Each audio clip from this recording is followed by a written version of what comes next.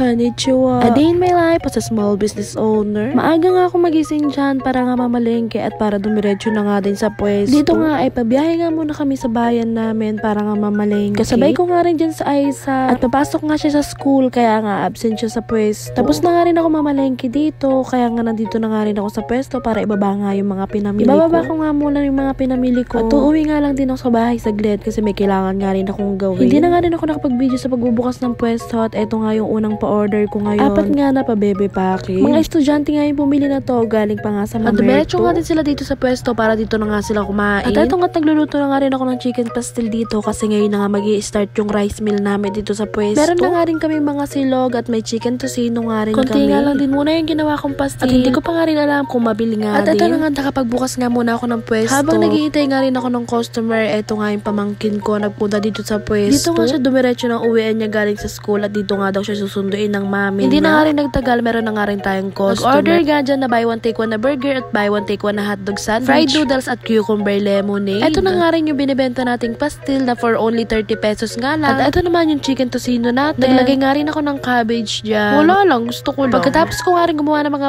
picture na yan, kami nga rin din yung kumain. Kailangan ko kasi talaga may i-post para nga makita ng mga tao. Meron nga rin kaming chicken tocino with rice lang. At chicken tocino with rice and pagka-post ko nga ng chicken pastil, meron na nga nag-order sa atin. Thank you so much po sa inyo. At pagkatapos nga nun, gumagawa nga na naman ako ng pa-order dito na burger overload at 50 pesos na regular fries and 30 pesos na fries. Thank you so much po sa lahat ng mga suki namin na paulit-ulit na bumabalik dito sa pwesto. At eto na nga nung kinagabi nag-order nga sa akin dyan ng chicken pastil, 2 at 2 chicken tocino. Chicken tocino nga lang din yung order dyan at wala nga rin egg. Ang chicken pastil nga namin na yan ay 30 pesos lang. At ang chicken tocino namin na walang egg ay 55 pesos. Kapag gusto mo naman may egg ang inyong chicken tocino ay 70 pesos nga lang din yun. Sobrang nakakatawa nga kasi kaka-open pa lang natin ng pastil meron na nga bumibili sa atin at nag-message na ang sarap daw ng pastil natin. Dito nga ay take out nga rin yung ginawa ko. At sumunod nga rin na order dyan ay 2 chicken tocino. For take out nga lang din natin siya kaya dito nga natin ilalagay sa styro. Naglalagay nga rin ako ng repolyo dyan kung gusto lang naman nila. At naglalagay nga rin pala ako ng repolyo sa pastil kasi nag-request nga lang din pala yung customer namin. Dito nga may nag-order nga na naman ng pastil sa atin kaya gumagawa nga na naman tayo at may kasunod pa nga 2 pastil. Akala ko nga rin hindi mauubos nga yung sinaing namin. Tumawag nga rin ako kay nanay dyan na wag na magsaing pero nakapagsaing na nga din siya. Tumawag nga ako kay nanay kasi kako maraming ang sinaing na natira dito sa pwesto. Pero ayun, nung kinagabihan nga, thank you Lord, naubos nga lahat ng sinaing namin. Nagpalagay nga rin sila ng cabbage dyan at bet nga daw nila. And hanggang dito na nga lang muna yung vlog ko, hindi ko na nga naipakita lahat. At sobrang pagod na pagod talaga ang ate pat nyo for today's video. O siya, thank you so much po sa inyong lahat. Ingat po kayo palagi.